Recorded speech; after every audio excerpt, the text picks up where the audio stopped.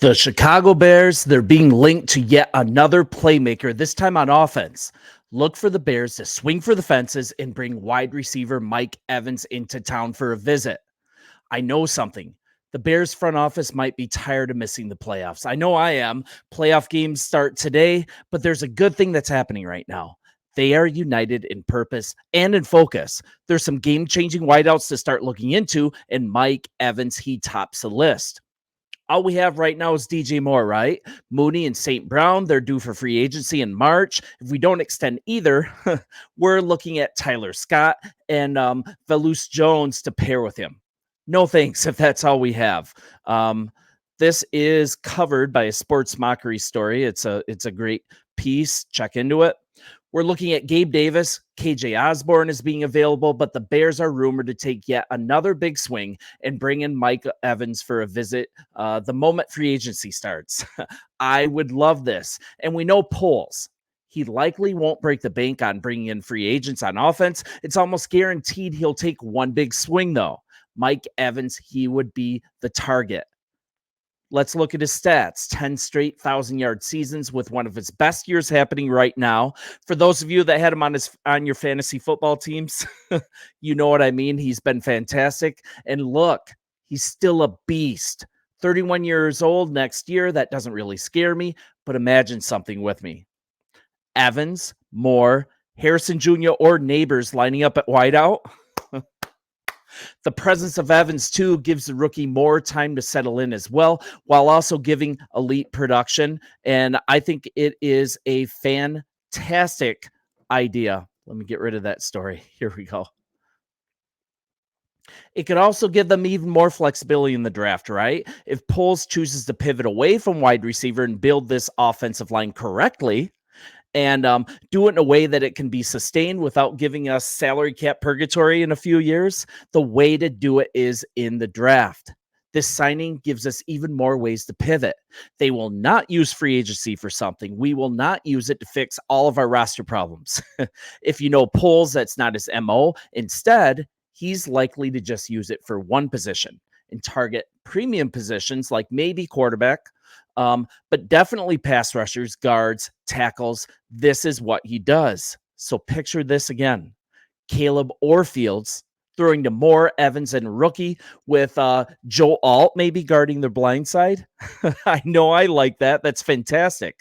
Poles has done a successful overhaul of the defense. You guys have seen it. He has full support of the front office, full control, and it's now time to start kicking the tires on wide receiver possibilities to get this offense in shape and then pair it with good draft picks. Poles will be aggressive doing this. You have my guarantee. You can count on that getting done. Poles, he has vision. Let's look back. He saw that Flus would turn around this defense. He also knew Flus was the man for this team. After the slow start, he had the players still believing and was steering the ship with a steady hand. And as I said all year, agreeing that it's the right choice is outside of this. Poles never intended at any time to get rid of Coach Flus. He brought in Montez Sweat. When Poles believes in someone or has set a course, he doesn't deviate. He went and got Sweat to set Flus up for success when we were a losing team, when we had a losing record. I believe we were 2-4 or 2-6, and he was aggressive in doing so. As you know, the results of Sweat joining the team, that was incredible. And the rest of the defense, they matured before our eyes, and I absolutely love where we are there. He also saw a huge deficiency at wide receiver and swung hard for the fences. He didn't wait. He wasn't wimpy about it. And at the time, I didn't hate the Claypool trade. Let's bring that up. His athletic scores are off the chart. If you get a chance to look at his RAS metric when you get a chance, that's a huge indicator of potential. And he was showing some pop, some great potential when he was in Pittsburgh.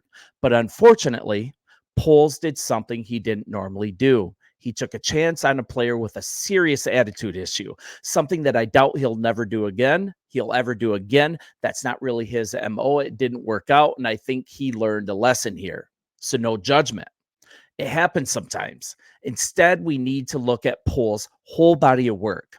When you do things well, when you don't overspend, like a previous story, I talked about the way that he has good football economics, and you accumulate draft capital on top of that, You can afford to swing and miss occasionally. You can swing and miss, and it isn't the end of the world because this miss is absorbed by good management across the board. And that's what Poles does. That's why he's not afraid to take a swing. In short, I love his aggression. Let's go to a heavy.com story, something a little more recent. The front office, they encourage and they love his aggression too. He has full support in doing this. During the opening statement of his January 10th end of season press conference, I hope you guys watch that, Poles thanked both Bears chairperson George McCaskey and team president Kevin Warren for their leadership and support throughout the whole 2023 season.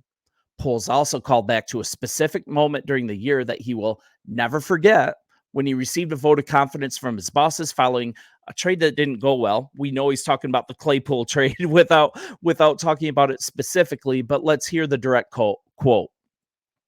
McCaskey and Warren support our vision.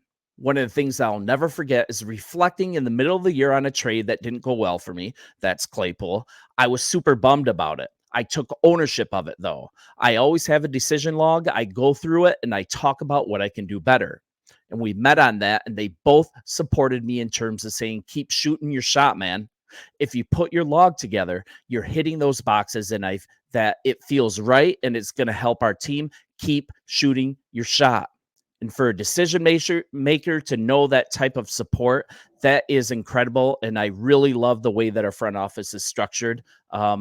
We're a front office of unity. So let's look at Poles a little bit. When he's wrong, he doesn't do what other Bears GMs have done. He doesn't do what other teams GMs do. He didn't hold on to the player. He didn't force him into the lineup. He didn't try to save face. Poles, he owned it. And the second Claypool showed low effort, the second he started chirping to the press, talking stuff about the coach and the team, remember that? Poles, he didn't hesitate. He moved and shipped him off along with a 7th rounder and brought home a 6th rounder from Miami. And you know what? Miami, they couldn't make it work either. He got injured a lot, but they still could not make it work. I love his aggression, plus his ability to change course without thought of reputation. It is a fantastic sign. So I think look for the Bears to move fast in free agency. Look for them to take a big swing for the fences at wide receiver. And I know they're already being linked and predicted that Evans is going to be that guy. And I, for one, I am here for it. See, let me know what you think. Let me know if you think that we swing for the fences in free agency, if Mike Evans is the guy to get. I would love to see Mike Evans or someone similar. I don't see anyone else really available in free agency that gets even close to him. If we can pair this wide receiver with a rookie wide receiver and just the developmental differences, the possibilities, our ability to be flexible in the draft, I think it's an amazing win. And you guys like and comment. I appreciate you all, and let's chop it up in the discussion boards. Enjoy the playoff game today, and bear down. See ya.